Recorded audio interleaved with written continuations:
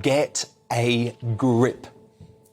I agree with that powerful front page message from the Daily Mail newspaper today to the floundering new Prime Minister Liz Truss, who promised to be the Iron Lady reincarnated for 2022, and then U-turned the moment the pressure from the political establishment and the MSM became too hot to handle. The problem is now that the bitter and twisted Truss opposition within her own party has become empowered. They know she's weak. They're betting she'll give in to pressure again. And they're disgracefully prepared to neutralise her bold agenda and render our new PM politically impotent. The biggest snake in all of this is Michael Gove. Yes, there he is. The constant thorn at the side of Tory leaders, who was part of the push to depose Boris Johnson, but now wants to depose his replacement after less than a month. The plotting sacked cabinet minister who first backed Kemi Maidanok and then switched to Rishi Sunak in a failed bid to keep Truss out of number 10 was key to the humiliating climb down over slashing the top tax rate to the same level as during Tony Blair's government. Now he's trying to engineer another embarrassing U-turn over Truss's desire to reject increasing benefits at the rate of inflation and instead fix them at the growth of average earnings, so as not to punish people who are working hard in the private sector while facing lower than inflation salary increases. Today it was left to the Home Secretary Suella Braverman to suggest Gove and his fellow snakes are staging a coup against the PM. I understand the reasons why. Ultimately, I'm very disappointed that members of our own parliamentary party staged a coup, effectively, and undermined the authority of the Prime Minister in an unprofessional way. We are one party. The Prime Minister has been elected she's got a serious mandate to deliver. She did talk about tax cuts very extensively all throughout the summer in a pretty exhausting process. Pretty clear. She's doing what she put on the tin, and to mix my metaphors, but we should be supporting her, and I'm very disappointed, to say the least, by how some of our colleagues have behaved. Amen to Suella Braverman, by the way, because this is a coup. Fracking is the next issue wet Tories are targeting for a Truss U-turn. And even her ministers know the mood is so febrile they can say to hell with cabinet collective responsibility in an attempt to pressure her into back-downs in public.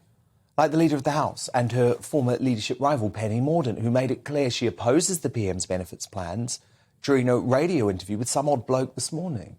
Do you think that benefits should rise in line with inflation? I have always supported, whether it's pensions, whether it's our welfare system, keeping pace with inflation. It makes sense to do so. So that's what I voted for before, and so have a lot of my colleagues. But we do need to look at where we can make efficiency savings, just because of the cost challenges on those department budgets. Yeah. So to quote the far too realistic political comedy The Thick of It, this is now an omni-shambles. Because not even Truss is providing loyalty to her Chancellor Kwasi Kwarteng, who is taking the fall for the botched top tax rate cut announcement. Watch. I've heard you not answer the question about whether you trust your Chancellor, given the scale of the mistake that you say he made. Are you sure you don't want to say you trust your Chancellor? I work very, very closely with my Chancellor. We're very focused on getting the economy growing.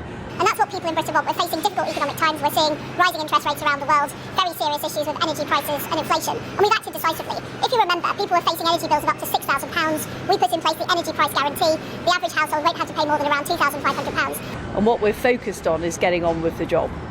You still haven't said you trust your Chancellor. So odd. I cannot get my head around that. But it is amazing how the blob have already got their way and torpedoed the straight-talking, no-nonsense Truss who answered every question directly while on the campaign trail. Even Truss supporters are despondent at what's gone down. One minister told The Sun they've taken the bat off Boris, broken it into pieces and given chunks to the different warring sides to beat each other with. It's like Lord of the Flies. Another who supports Truss told The Times, I'm livid. I begged her not to back down. She's now totally owned by them. Whatever the dickheads and the One Nation group want, she now has to give them. It's just so weak. It's pathetic. I have to be honest, I fear that unless Truss returns with a blistering conference speech to electrify the base and reassure the country tomorrow morning, then the dark forces attempting to force her out of office after less than a month will only get stronger.